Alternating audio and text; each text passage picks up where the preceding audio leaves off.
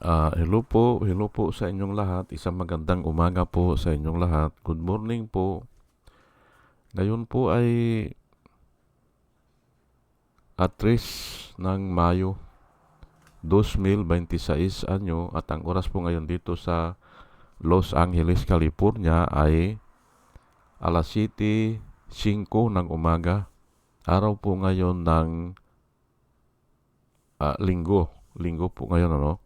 At nais ko po mag-vlog mga kababayan, mga minamahal, patungkol dito sa mainit na balita kahapon at saka nung isang araw na yung dismissal ni Duterte kay Karandang ay illegal o hindi dapat ginawa o pang-aabuso yung ginawa ni Duterte kay Karandang, pang-aabuso sa kapangyarihan. Yan po ang tatalakayin ko ngayon. Pero marami na po ang tumatalakay nito Ah, at tama naman yung mga sinasabi nila. Pero dadagdagan ko pa na manggagaling sa Biblia.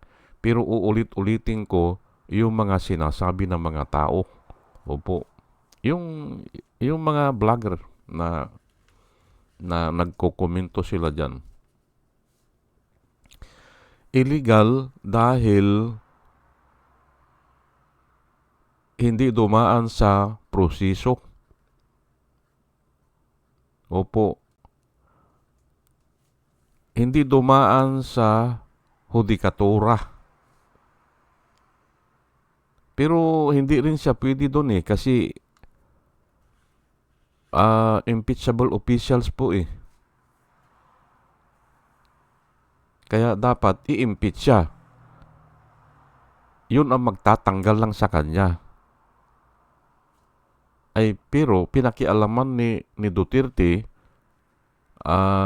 kunyari kinasuhan siya na nagpapalabas siya ng piki na dokumento o walang authority. Ayan na naman, hindi ba? Wala daw authority para magsalita siya o hindi raw ino-honor nung AMLAC at saka kung sino man yun o wala silang pinalabas na ganun. Kaya kinasuhan siya. Ngayon, isinabay doon ay pinasuspindi siya. Suspended siya ata ng 3 months, 90 days Pero hindi in-implement ni Carpio Morales kasi si Carpio Morales ang boss noon ng ombudsman Hindi niya in-implement kasi nga ang sabi niya ni Carpio Morales, walang disiplina o ang presidente, walang karapatan magdisiplina. Opo. Ngayon ay ang alam ko, ang mga head ng department mayroon Kaya pinagagawa nga sa kanya mayroon. Pero suspension lang. Aywan ko kung ilan maximum days yan. Kung 1 month o 90 days o 6 months, hindi ko alam. Suspension lang po. Pero hindi pwede yung tanggalin sa serbisyo. Ang magtanggal lang ay yung impeachment. Kaya nga umabuso po sa kapangyarihan si Duterte. Isinugo niya, hindi ba? Isinugo niya si Martires at kasama na yan din si Medialdea at pati si pati si Harry Roque kasama sila yan Siniraan na nila ng siniraan hanggang sa nung naupo na nga yan si Martires, siya ang nagtanggal. Pero dapat kasuhan din yan si Martires. Kasuhan yan. Ang ginawa ata yung 9 months wala na Pati mga benefits ay mali po yun. Kaya nga yun ang sinabi ng Supreme Court ngayon. Bagamat ako po ay natutuwa, pero hindi rin Bakit? Masyadong mabagal ang Supreme Court. Dapat yan, nung nagpetisyon si Karangdang sa Supreme Court, dapat right away dinesisyonan yan. Opo. Bakit? Kasi nga nang dahil dyan, naiutang tayo ni Duterte ng 6 trillion. 6 trillion. Remember yung Parmali? 9 billion yun. Ay walang sisita talaga kasi nga hawak ni Duterte ang Supreme Court eh.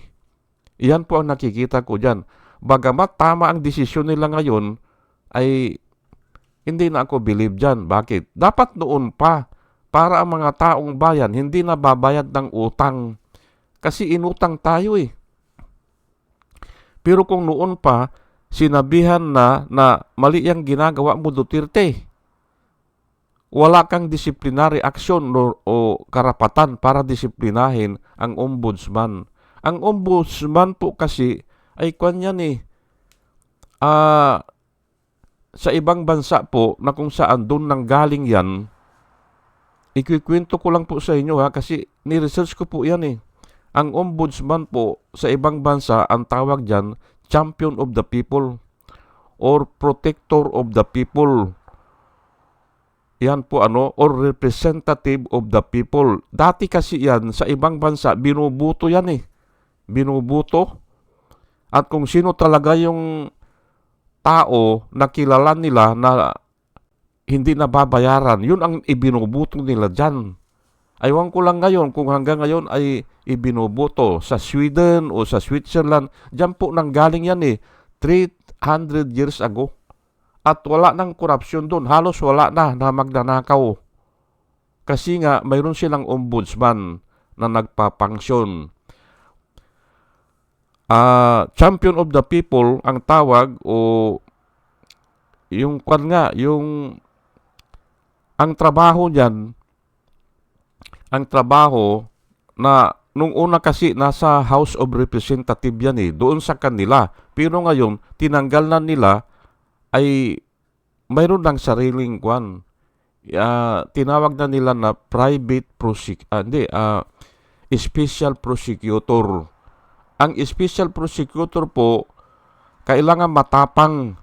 Opo, kasi nga, napansin sa ibang bansa, yung ordinary prosecutor, ano bang tawag dyan sa prosecutor? Hindi naman huwis eh. Natatakot pag malalaking tao ang iprosecute nila. Kaya mayroon yang ombudsman. May special power to investigate on its own. Hindi ba? At saka, yun nga, hindi siya pwedeng tanggalin. Hindi. Pero tinanggal siya ni Duterte. Hindi si Duterte ang tumanggal. Kasi nga, bawal eh. Ang ginamit niya ay si Martires. At yung mga alipuris nila na kunyari siniraan ng siniraan. Ngayon lumalabas na totoo yung sinabi ni Karandang na mayroong halos aabot na kung susamahin ka niya, baka umabot ka niya ng bilyon. Dahil nakita niya eh. At doon siya kinasuhan. Ang sabi ni Duterte, hindi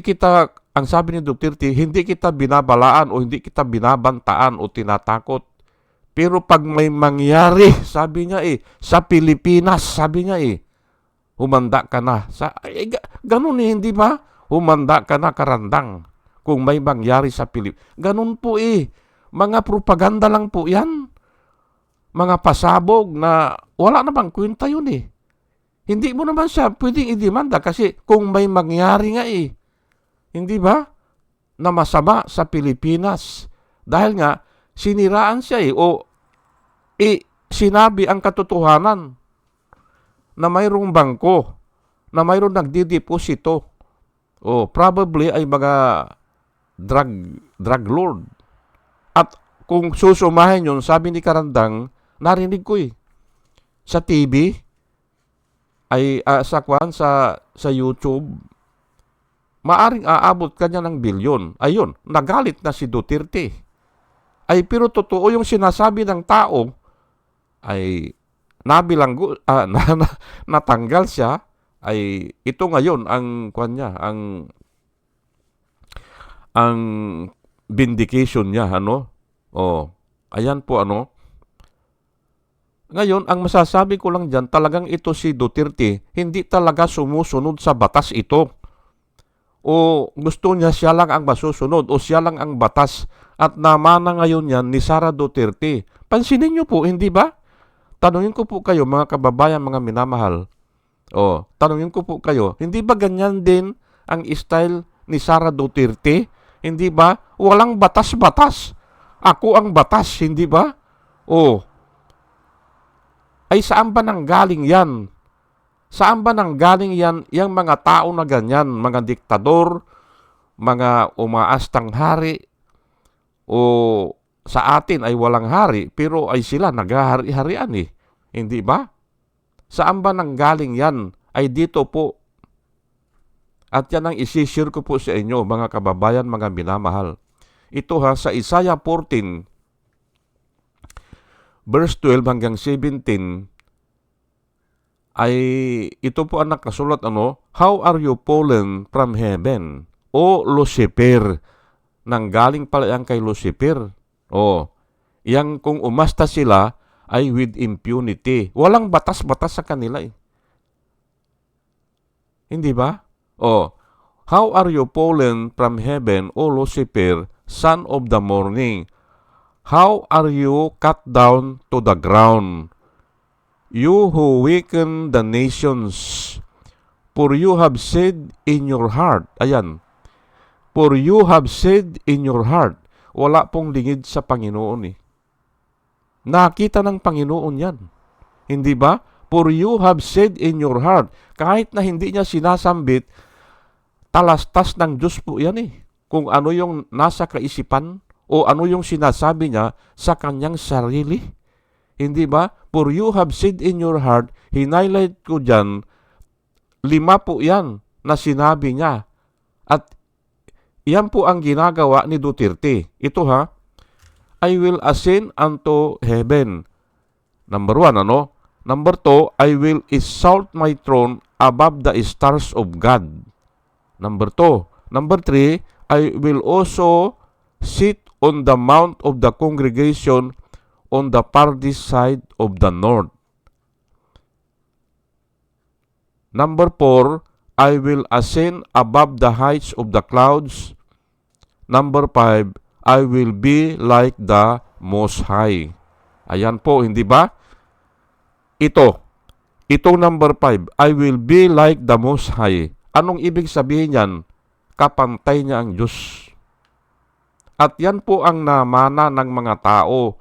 Yung mga nagmamalabis, yung kung umakto sila with impunity o kung umakto sila, mga kababayan, mga minamahal, ay walang batas sa akin. Ayan po yan. Namana kay Satanas. Tanungin ko po kayo, kung yan ang ginagawa ni Duterte, ayan po eh. Hindi ba? Yan ang ginagawa niya. Binilanggo niya si Dilima, hindi ba? Pinatanggal niya ang ABS-CBN, yung lisensya. Hindi ba? Hindi na nirenew. Ay samantalang ang daming 11,000 atang nagtatrabaho dyan. Hindi ba? At sophisticated ang mga equipment. Bakit pina-stop? Ayan po with impunity. Dahil nga gusto niya siya ang pinakamataas. Walang uobra sa akin. Yan po ang naipasa ni Lucifer sa mga tao na ganyan. Naipasa o naipamana o naloko ni Lucifer, son of the morning, hindi ba? How are you fallen from heaven and you are cut down to the ground. Ayan po hindi ba? Ulitin po natin, I will ascend into the heaven. Ayan po, gusto nila maging Diyos sila At hindi pa yan, minura pa niya ang Diyos. Sinabihan ni Duterte na, who is this stupid God? Dahil daw may ahas. Bakit pinabayaan yung ahas doon? Ayan, yan po, ganyang trabaho, nanggaling po yan kay Lucifer. Opo, bakit hindi siya matakot? Ay na-influensyahan siya ng Lucifer o kaya na-possess. Opo, pero nga ay hindi naman siya ang pinakamakapangyarihan. Hindi ba? Ito nangyayari sa kanya, mga kababayan, mga minamahal, na kung saan yung mga dati niyang tauhan ang nagtitestify laban sa kanya, yung pinagkatiwalaan niya, yung binihisan niya, hindi ba, ng kapangyarihan, yun ang magtitestify sa kanya. Yan po ay trabaho na po ng Diyos yan. Opo. Hindi na po natin trabaho yan. Bakit nag-away ang Marcos at saka ang Duterte? Na umabot sa gusto niyang putulan ng ulo. Hindi ba? Hindi natin trabaho yan. Trabaho po ng Diyos yan. At napakasakit po niyan eh. Napakasakit. Bakit? Ito mga kababayan, mga minamahal, wala akong maisip bakit sasabihin ni Sarah yon. Kung hindi, baka nga mayroon silang kasunduan na 3 years ka, 3 years ako, 50-50. Baka lang, baka lang. Pero wala akong makitang dahilan eh. Yun ang nakikita kong dahilan, bakit gusto nang pugutan ng ulo. Kasi nga ayaw nang bumaba. Ayan po eh, hindi ba? Pero napakasakit yan. Bakit? Ay dinaya lang nilang eleksyon eh. Nang dahil kay Duterte, remember yung nagpadala ng boto sa Metro Manila lang, 97%, iisang computer ang nagpadala, nakakabit pa sa Comelec, local sa Comelec o nakawire sa Comelec. Ay paano kang mananalo dyan, hindi ba? Silang mananalo Hanggang ngayon, hindi maipaliwanag ni George Irwin Garcia. Ngayon, kaya ako paniwalang-paniwala, hindi nila maipaliwanag bakit ang nagpadala ng boto ay hindi mga vote counting machine na malalayo, hindi ba? Kailangan kasi public IP address ang magpadala at yun ang vote counting machine natin. Mga public IP address po yan. Kasi nga hindi sila makakadaan sa highway ng internet. Hindi sila padadaanin kung hindi sila i-identify na public IP address ito. Ganun po yan. Ay ang nagpadala ay private IP address. Ano pang ibig sabihin ng private? Private unto them. Private doon sa server ng Comelec. Ang nagpadala ay dinaya yan, hindi ba? At iisa pa. 192.168.0.2. Yun ang nagpadala ng boto. Ay makikita yan ng IT expert, ay private nga ito. Paano nga nangyari yan? Anong nangyari doon sa mga vote counting machine natin na binayaran natin ng ang isang vote counting machine halos 50,000 to 60,000 eh. At diyan nga na-involve si Garcia, si Bautista, hindi ba? Ibinuko siya ng asawa niya na ang daming natanggap na pera. Kasi nga ay 5,000 ata ang commission niya eh. Sa 50,000 na halaga ng vote counting machine, mayroon siyang 5,000 pesos. Ay 100,000 yan, hindi ba? I-compute nyo na. Hindi ba? Ibinuking siya ng asawa niya na maraming pera yan sa bangko. Ayan po noon pa yon. Hanggang ngayon dito sa 2022, ito nga sila George Irwin Garcia, ay dinaya nila yan. Hindi ba?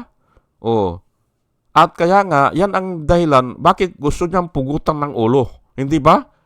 Ay parang magkasintahan hindi ba? Ipinangako, hindi ba? Pero nung matagal-tagal na, umiiwas na yung isa. Hindi ba? Ayan po At pinapalo up po yan ng mga pulis. Kasi nga isang angle ng patayan ay yung love triangle. Hindi ba? Mga kababayan, mga minamahal. Ay ganun din yan. Masakit po yan hindi ba? Kahit na magbakasyon siya sa Europe, hindi matatanggal yan Kahit na pumunta sa ibang lugar, naandun pa rin yan. Masakit yan. At parusa po yan ng Panginoon. Yan ganyan, Pero ito tuloy ko lang po, Yet you shall be brought down to Sheol, to the lowest depth of the pit. Those who see you will gaze at you and consider you, saying, Is this the man who made the earth tremble? Who shook the kingdoms? Hindi ba? Ito ba yung tao na kuan? Ito ba yung tao na makapangyarihan? Ito ba yung isang bisis ay o isang sa kanyang panunungkulan ay shook the kingdom? Hindi ba? Ang dami pong natakot nung pinagpapatay niya yung mga tao, hindi ba? Mga adik, pinagpapatay niya, ang daming natakot. Hindi ba? Pati nga Kongreso, hindi na siya sinisita Umutang siya ng 6 trillion po yan, to 7 trillion ang inutang niya. Hindi ba? Ngayon, who made the world as a wilderness and destroy its cities? Who did not open the house of his prisoners? Ayan po Pero ang kinuha ko po dito ay yung naka-highlights. Bakit ganyan si Duterte? Nama na nga yan kay Lucifer at si Lucifer gusto maging Diyos. At yan ang pinapanhid ko po sa inyo, mga kababayan, mga minamahal. Tanungin ko po kayo, ano ba ang gusto ni Duterte noon? Siya ang pinakamataas. Siya ang pinakamagaling at lahat ay luluhod sa kanya. Ganun po yan with impunity nga At yan nga, ang sinasabi ngayon ng korte, yung pag-dismiss kay Carandang ay illegal o hindi dapat. Kayo po, mga kababayan, mga binabahal, magdesisyon po kayo o mag-aral po kayo. Ha? Bakit ganyan si Duterte? Ayan na nga. Iuugnay ko ng iuugnay yan. Yan ang namana kay Satanas. O naipamana ni Satanas sa mga tao. Kasi sumunod Sumunod sa panluloko nung matandang ahas, hindi ba? Yung doon sa Garden of Eden, hindi ba? Kaya naging alipin ang tao ni Satanas. Ayan po. Kaya nga ganyan Tanungin ko po kayo, hindi ba maraming nagsasabi kung umakto ang mga Duterte with impunity, anong ibig sabihin yan? Sila ang batas At yan ang sinusunod lang nila dahil yun ang gusto ni Lucifer. Nag-rebuilding nga si Lucifer. Halos 1/3 of the angel sumama sa kanya. Hindi ba? Nag-rebuild Ay pati ito mga tao. Hindi ba? Ito mga tao. At yan ang napag-aralan nga ng mga gumagawa ng konstitusyon sa Amerika. Napag-aralan nila. Kaya ihiwalay natin yan. Ihiwalay natin ang judiciary. Ihiwalay natin ang lawmaking body. Ihiwalay natin ang executive. Ay kaso naman, gusto ni Duterte, pagsama-samahin na siya na lahat Ayan po, hindi ba? Pero nasa konstitusyon natin, na kinopya natin, bagamat kinopya natin sa Amerika, hindi natin nalaman ano ang istorya o ano ang kahalagahan. Kaya nga, pagdating nung naging presidente si Duterte, ayun na. Hindi ba? Siya na lahat Ibilanggo yan. Hindi ba? Hulihin yan. Kasuhan yan. Hindi ba? Siya na lahat ay pero may Diyos na pagbabayaran niya yan. Alam ko na pagbabayaran niya yan kasi kasalanan po yan At hindi ka makaalis dito sa mundo na hindi mo pagbayaran yan. Yan ang paniniwala ko. Hindi ka makaalis.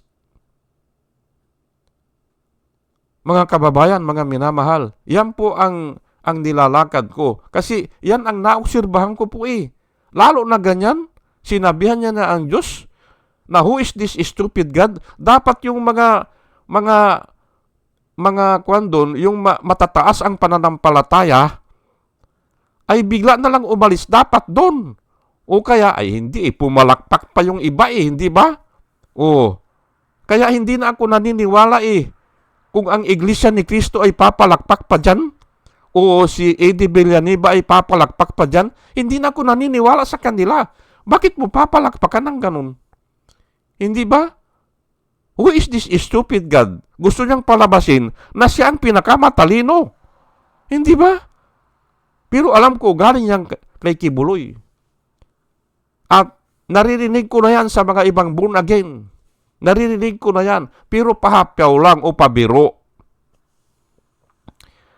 Pabiro lang. Pero ang gustong ipakita nun, ay oo nga, no? Matalino itong taon. Ayan. Ay, pero ito si Duterte, sinabi sa audience niya, ang Malacanang. Audience niya ang media. Lahat eh. At pumalakpak pa yung iba doon. Pero pagbabayaran nila yan. Kasi kung pumalakpak sila, kasama sila dyan. Hindi ba? Tingnan mo ngayon si Harry Roque. O, hindi ba? O, problema na. Hindi ba? Ganun lang po yan eh. Kahit na pumalakpak ka lang, kasama ka dyan. Yan po ang nilalakad ko dito. Kasi nga ay namana yan kay Satanas o kay Lucifer. O, at binanggit ko na yan, hindi ba? O, kayo na lang po, mga kababayan, mga minamahal, kayo na lang po ang bahala na tumingin dyan kung tama yan o mali. At bago po akong mag-umpisa, ay nananalangin po ako, mga kababayan, mga minamahal, na sa ating pakikinig po ay makakuha tayo ng wisdom na nanggagaling sa Panginoon. At muli, mga kababayan, mga minamahal, isang magandang umaga po sa inyong lahat at salamat po sa inyong pakikinig. Salamat po ng marami. Salamat po.